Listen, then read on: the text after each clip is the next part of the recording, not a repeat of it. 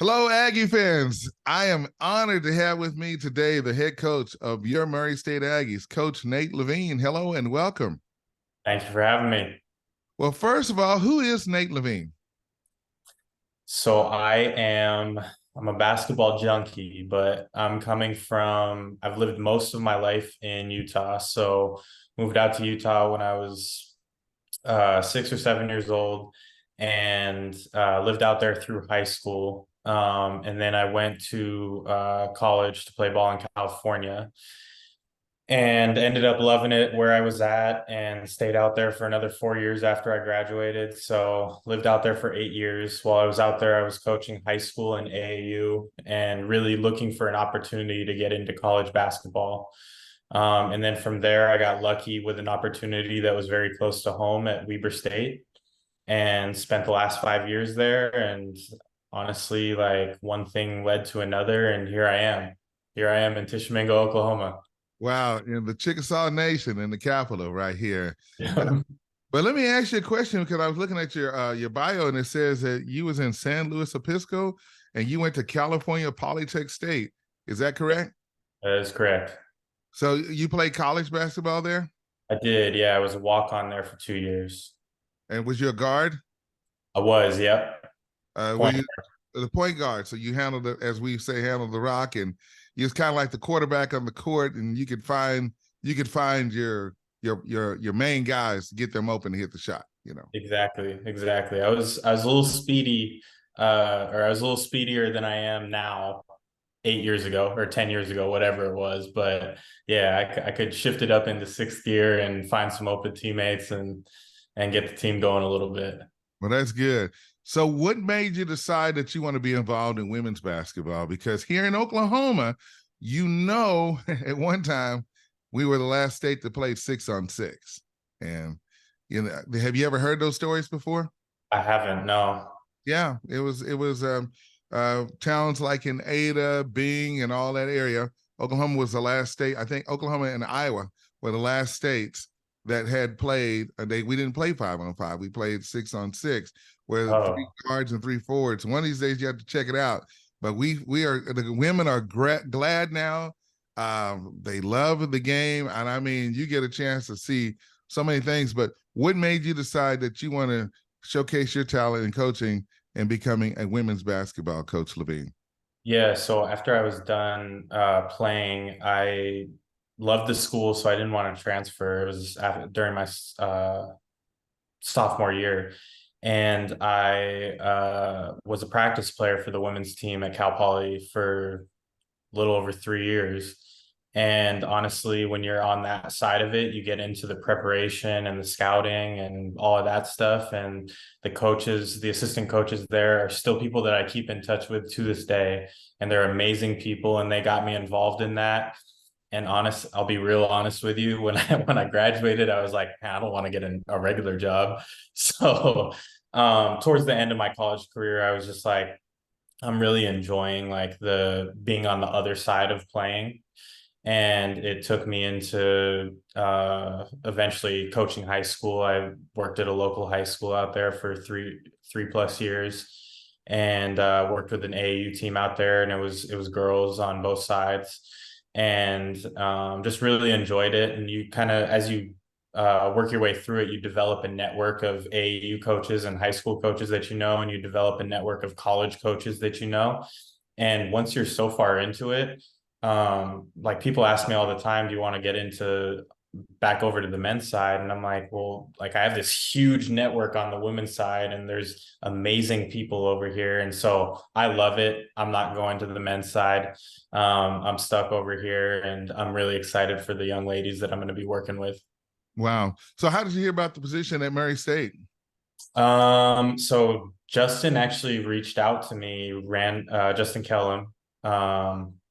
He reached out to me randomly on a Thursday in late April, and I had never done much research into Murray, but about two and a half years ago, Coach Lowe, who was the previous head coach here, stopped me at an AU event. We were in Dallas recruiting, and he stopped me at an event, and we chatted it up for probably like 20 minutes, and he gave me his card, his business card. And funny story, like I get off the phone with Justin and I'm thinking in my head, like, man, Murray, that sounds so familiar. And I still had Coach Lowe's business card in my backpack. It was a little mangled and it had just been sitting there for like 2 years. But I was like, man, that's crazy. That's the same place. And then I ended up doing some research and saw how successful he was and that he had just moved on. So yeah, it was just such a small coaching world. Definitely is. So let's talk about, of course, when you get to Murray. Excuse me, when you get to Murray, what's the first thing you notice? Because you got to start recruiting and getting students to come in here. And I think I read that you're recruiting in the Dallas-Fort Worth Metroplex too as well. But the transition and getting players sold to come to Tishomingo, because they've been able to do it before. Yeah. Last year, we won the conference. Not only did we win the conference, but we went to Muskogee and won the region. And then we made the trip all the way to Lubbock to compete for the national championship. So let's talk about what you are having to do, Coach Levine, to get everybody ready to be sold to come to Murray State and Tishomingo, Oklahoma. Yeah, so you said half of it right there is the past success of the program and being able to sell that, and being able to sell that it's a place to win, that you can win, number one. And then being able to sell what Coach Lowe and their staff did in getting the players on the roster from the past couple of years to the next level. Because I think 6 or 7 of them went on to play Division II will play Division II this upcoming season. And so that kind of sells itself. But at the same time, I'm someone new. And so I have to sell myself. And so really what I'm selling is my experience and my connections with that higher level. So being at a Division I the last 5 years, I've been able to really grow my network of coaches. And that's not just at the D1 level, but at the D2 level as well, and some NAIA schools.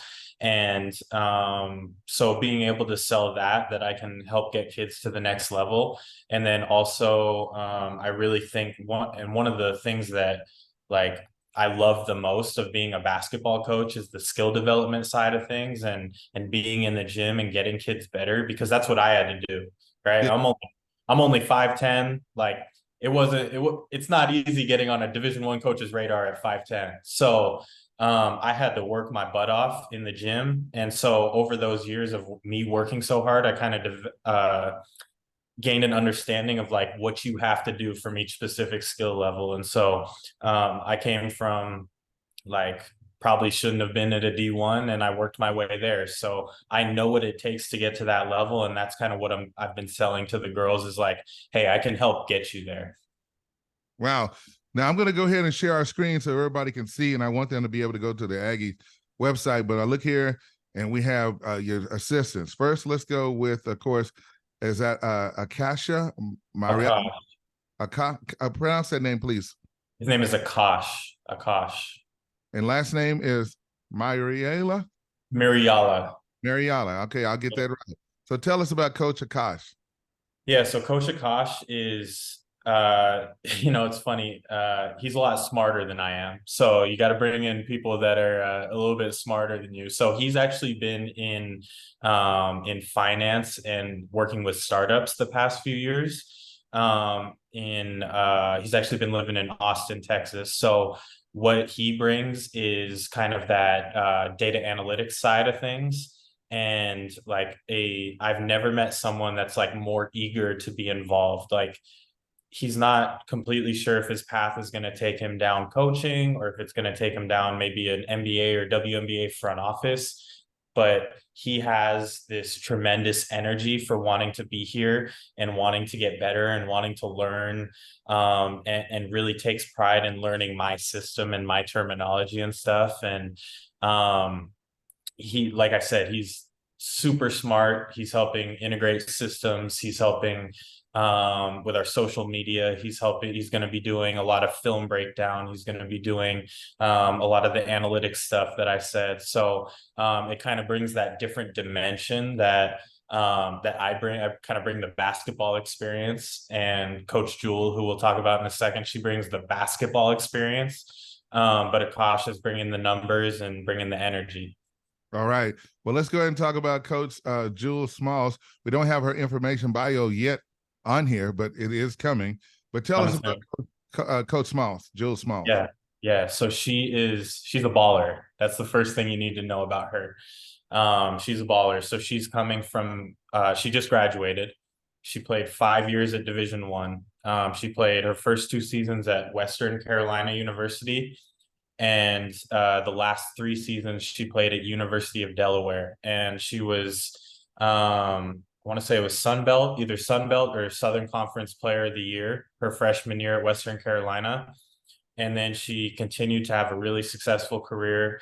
And I want to say it was 2 years ago, she actually broke one of Elena Deladon's records at University of Delaware. It was the single game 3-point make record. I think she made 8 in a game. So she brings that basketball experience that can be passed on to these girls, and she knows what it takes to be a tremendous player at the next level above JUCO.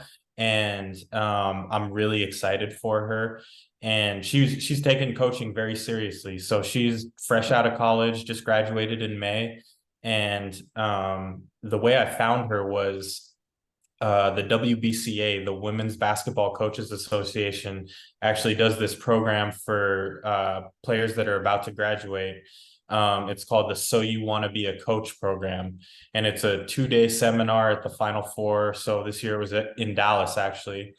And what they do is they run them through, like they have big time coaches come and speak to them and tell them about the day-to-day life of a coach and kind of the administrative responsibilities and how recruiting is and all of that stuff.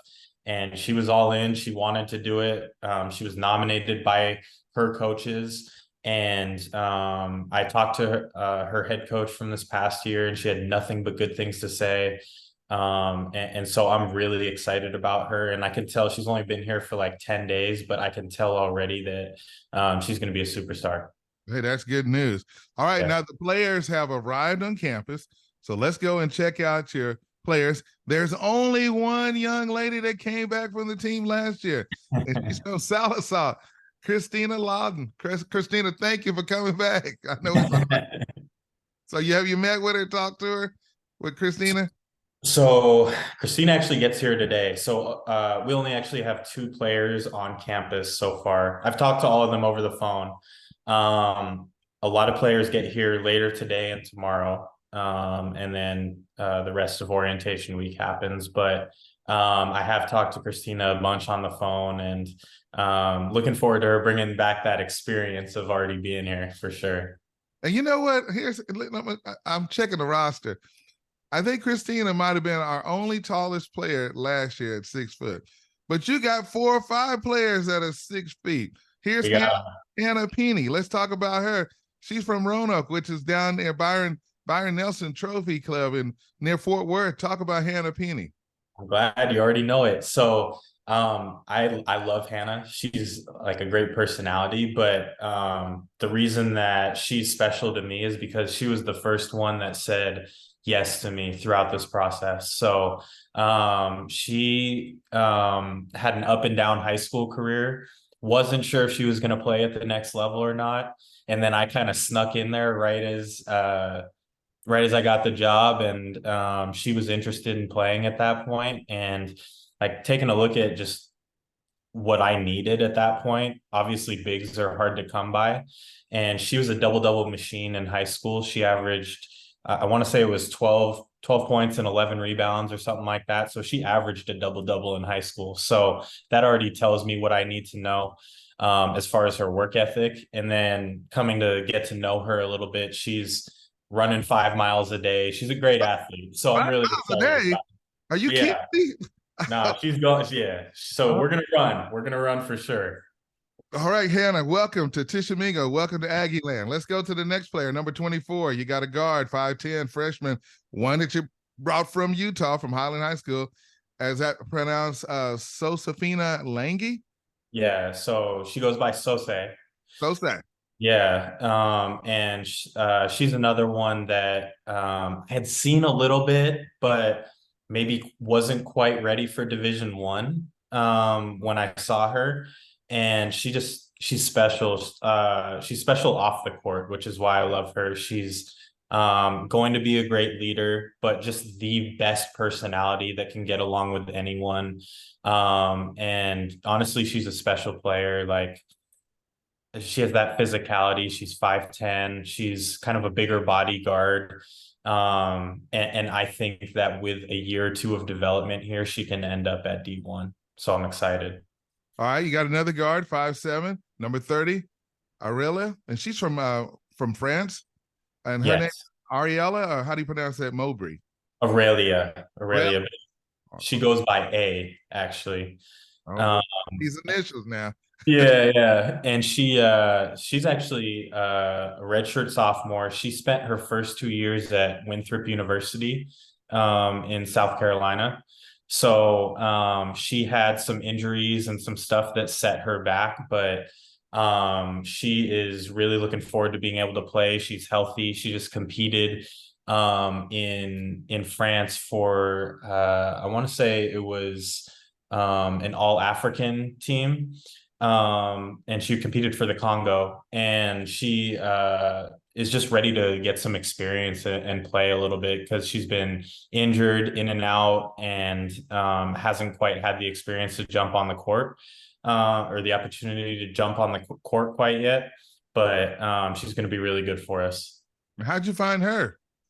I did listen. I pounded the pavement for on the recruiting trail to get this roster put together. And actually, I'll let you in on a little secret. We're not done. So I know that school starts this upcoming Monday, but we're not done. Okay, I got you.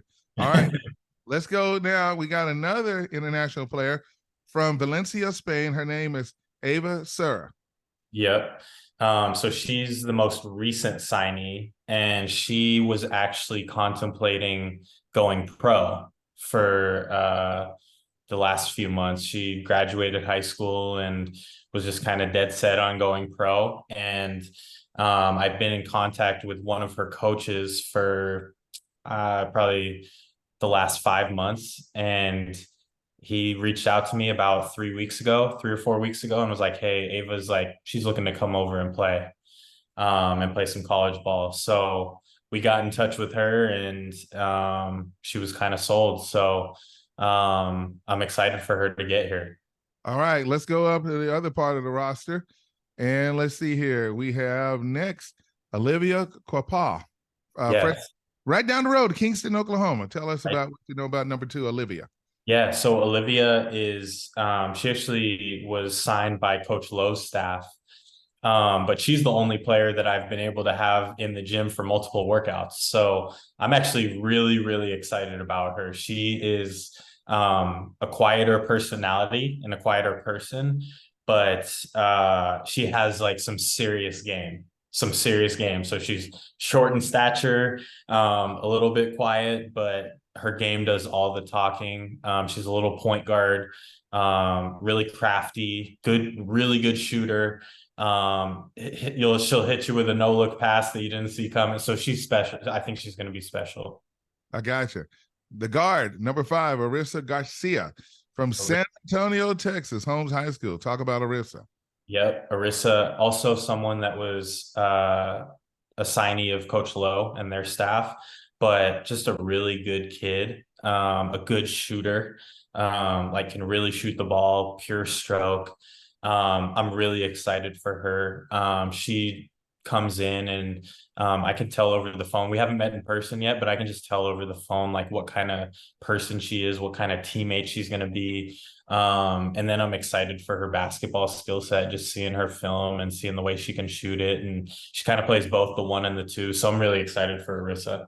All right, number 10, a player from Bandola, Spain, another international player, Maria Casa. I believe that's Maria. Yep, Maria, she's coming over today. She'll be here today. She's special. Another wing type, like a long 5'8", good defender, can really shoot it. crafty with the ball, kind of brings that Euro game to the US over here. So a good finisher. I'm really excited for her, and also another really good kid. Okay, gotcha. Next, number 11, forward, 5'11", little height now, freshman from Sandy, Utah, Jordan High School, Angolia Afu. Yep, and she goes by Leia. Leia. Okay, I gotta Yeah, remember the Leia. Lea. Hey, lady. Hey, listen, y'all. I know I'm butchering up your name now, but trust me, I plan on coming on campus. I will see you in person, and I will put it down because I want everybody when they listen and watch the games on the Murray YouTube channel. We gonna make it exciting. So tell us about Leia Alfu. Yeah, so Leia, so first of all, we're bringing a little flavor to Tishomingo. I don't know if Tish has ever seen anyone that's Pacific Islander, but we got two of them coming. So we'll see something new. But Leia is very similar to Hannah in that she's a worker. She also averaged a double-double in high school. She averaged like 14 and 12 this past season. So she's going to work her butt off on the boards, get a lot of second chance opportunities, kind of do the dirty work. And those are the players we need, right? Like not everyone is going to be LeBron James, right? We need that Udonis Haslem, or we need that. I'm trying to think of all of LeBron's good role players, but there's just so much potential with that, because if you bring that good attitude and the effort, like we're going to work on your skills. And honestly, she's strong, she has the body, she's college ready. Okay, I got you. So I remember that. Leia Alfu. We got you down. All right. Yep. Next, we got Kalea Willis, sophomore from Ardmore, Oklahoma. Yeah, and you could probably tell me a little bit more about Kalea than I can, but no, she's a, and honestly, like I had a great talk with her former college coach, and the film that I've seen and everything. I actually got a workout in with Kalea a couple weeks ago, and I think she's primed to have a breakout season. She had a solid freshman year, but we're gonna work on her skills. She already knows that I'm kind of all over her about her footwork. So we're improving her footwork, but I know she can shoot. I know she can defend. I know she can bring it every day if she wants to. So we're just going to keep improving the skills, and she's hopefully going to be a good contributor for us this year. Well, and she's a good kid, and she comes from a family that loves basketball, and I'm just so proud of her. That's what I want to say. Yep. You're gonna have to make a decision. You either have to call her Leia or you're gonna call her Kay. She goes by either one. Okay. Okay, I got you. All right. So let's go next. Now we got another player here. We got some height now. 6'1", number Yep. 12, Renee Ramoni. Yep. So I actually just had my first workout with Renee this morning. She is, she's what we need, right? Like, I don't know if there's 6'3" or 6'4" in this conference, but there is 6'1", and she has that physicality. She can finish around the rim. We're working on her skills and kind of expanding her game back to basket, but she also has some perimeter skills too. So I think she's going to be a versatile scorer for us. She's going to be a good leader. She kind of brings that intimidation factor. Like we're doing some post work today, and she's knocking me around and being physical and stuff. And so I'm excited for that. Wow, that is awesome. So now I'm going to pull up the schedule now. So we got to go over that. And I once again want to say thank you. I want everybody to share this. I mean, it's kind of like this, Coach. This team went to the tournament in Lubbock, and they went back to back. As a matter of fact, they got the hardware that you see there on campus, and they went into overtime and had a chance to go on to the next level. They went up against Bill Brock's team. Bill Brock was under Kim Mulkey in her days at Baylor, and he was down there in McLennan, and now he's gone to Stephenville. So the name of the game is basically recruiting and then getting them to come to Tishomingo. So the good thing about it, the schedule is so important because now you can already start working on your recruits. We already talked about your staff who's in place and what their job is going to be. So you open up the season. And by the way, October the 15th, you're going to be going to Texas to do some scrimmages in the showcase down there. Yeah. So this schedule is it's competitive, and it's high level, and there are some games we can win, and then there's some games that are going to really challenge us and prepare us for conference. And then location wise, I was specific in the last couple of games I put on that schedule of like, hey, like I want to recruit Dallas, so we're going to be in Dallas, and we have some kids from Dallas on our team this year, so I want the families to come by, but I also want the recruits to come to the games and see this. So we have some really high level teams on there. We have some teams from Oklahoma on the preseason. We have some teams from Arkansas on the preseason. And then obviously those Texas schools. Yeah. So I'm really excited about it. Yeah, that's very important. Of course, Southwest Christian College near Oklahoma City, you'll be opening up the season. And by the way, what they do in Tishomingo is homecoming. So it's the whole week is homecoming. So Dr. Tim Fulton, by the way, the president, what can you say about Dr. Tim? Hey, the president's the man. President Felton is the man. So when I was out here visiting in early May, obviously school had just ended and there was no one really on campus, but how do I say this? The energy that he brings for Murray State College is unmatched. And he has that same energy for academics that he has for athletics. And so he's pushing for more and wanting to make improvements and wanting to raise the level here. And that's the kind of person I am. So I think that our vision really aligns because I'm coming here and I'm trying to push for more. Like people are saying that, and Coach Lowe did an amazing job. He did an amazing job. But like don't tell me that he maxed it out. Like I'm coming here and I'm trying to do more. Like I'm trying to win. So honestly, President Falton was someone that kind of sold me on it because you need that support from administration and from the higher ups if you want to make those kind of pushes. And I felt that from him. So he was actually a big reason for me coming.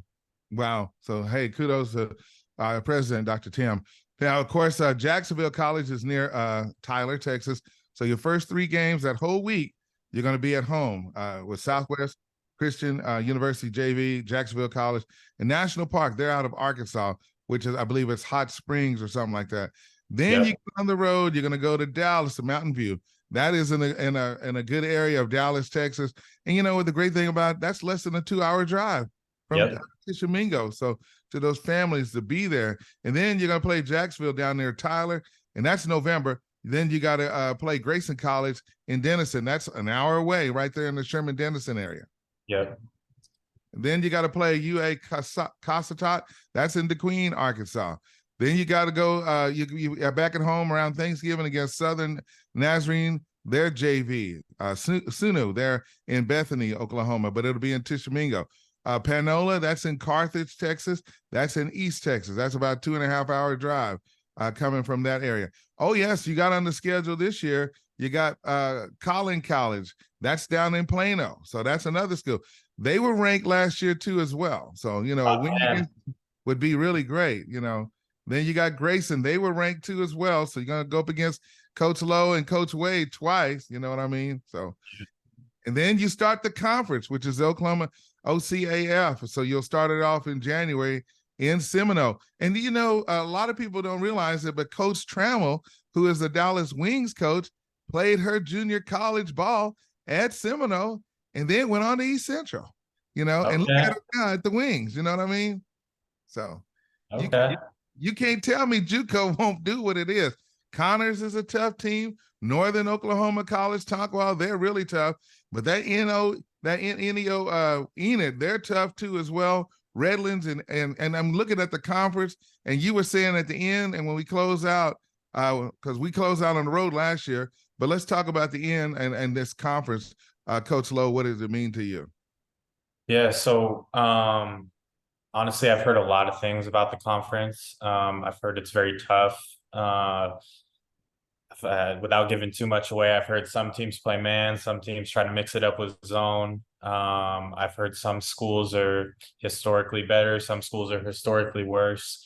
Honestly, I'm excited to kind of see like what level it's at, and if the kids that I recruited for this upcoming season kind of match that level. But yeah, look for us to do big things in the conference. I'm excited. All right. Well, Coach Levine, I tell you what, and by the way, I forgot to mention that the region championship is going back to Muskogee, and the year before that was in Shawnee. Yep. So you got the bullseye, you got the target on your back. Yep. Everybody's coming after Murray. They're not gonna feel sorry for you because everything, but we can't wait. We're excited. So how are you gonna bond these group of ladies together? Because I know my man Quentin Jones, you got great support staff there. How do you bond all these players from around the world and here in Oklahoma and Texas together, Coach? Yeah, that's a great question. So I've been telling people, every recruit that I talk to, everyone we have on campus, that there's three things that I'm bringing right away. The first one is recruiting. So I plan to put a good roster together and kind of pick up where Coach Lowe left off. The second one is the skill development piece we talked about earlier. And then the third one is team culture. And that might be the most important to me, because the human beings that you bring here is what's going to make the team. And I saw over the boss, Valeda Harris, she did a really good job of implementing a good team culture. And so she had a set of core values that I've kind of stolen from her. I have my own core values, but these are things that I've been preaching to the girls over the phone in the recruiting process. Once they get here, we're going to have classroom sessions about it. We're going to have icebreakers so that, because like you said, there's people coming from all over the world. There's people coming from Utah. There's people coming from Texas, Oklahoma, France, Spain, who knows where else. I'll keep you on the hook on that one. But we have people coming from all over, and I need everyone to be locked in with everyone. I don't need you coming from Dallas and mingling with the other girl from Dallas. I need you locked in with the players from Spain and France. So having those icebreakers early to kind of get to know each other, and then doing team activities as we go through it. We're doing the ropes course down in Kingston. I'm blanking on the name of it, but Mr. John, he was in my office last week talking about it. So we're doing that ropes course. We're going to do stuff like bowling on the weekend. I know the lake is nearby. I'm not much of an outdoors person, but like we're going to try to get it all in so that the girls have more of a well-rounded experience. And it's not just tunnel vision with school, basketball, practice, film, all that stuff. Like I want them to have a well-rounded experience and leave here knowing that, hey, I got some good coaching. I did well in the classroom. I met some good people. I developed all these relationships, and Coach Nate helped get me to the next level. So they're not looking at this like, you know how people are like, JUCO life this, JUCO life that. I wanted to be like, no, my JUCO experience was solid and I learned a lot, and Coach Nate helped get me to the highest level I could possibly be at. He maximized what I could do. Well, Coach, the last question for you, and the most important thing is that when these young ladies finish the season, we saw like Lainey Gooch last year who graduated, and she went to Southwestern out in Weatherford, and Peyton James who graduated. But and I know you coming from Utah and seeing your former players that graduate, what does that mean? Because they're going to be getting their associate's degree. Yeah, that's huge. I mean, academics is big for me because basketball only gets you so far. For me, it didn't even get me through college, honestly. Like you can only take it so far. So them graduating and getting their degree and being successful and like having dreams and aspirations of basketball, yes, but also dreams and aspirations of being in the workforce, being a business owner, being a doctor, being a lawyer, being excellent in your relationships, being excellent in your community. All of that stuff is important to me. So, and honestly, the bond is important to me. Like them at Weber, we used to say that it's not a 4-year relationship, it's a 40-year relationship, because we want our players going off into the world, but then also reaching out to us for advice at work, and reaching out to us and sending us wedding invitations, and reaching out for advice when they're coaching in the future. So I've been lucky enough to stay in touch with a bunch of my players that have graduated eventually, even dating back to when I was coaching high school. And honestly, that's the most rewarding thing, is seeing them have success.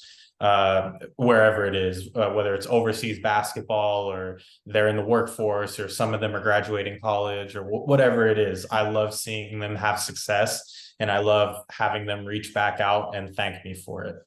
All right. We've been talking with the head coach of the Murray State Aggies, Coach Nate Levine, to you and your staff. And I'm excited. I can't wait to be there.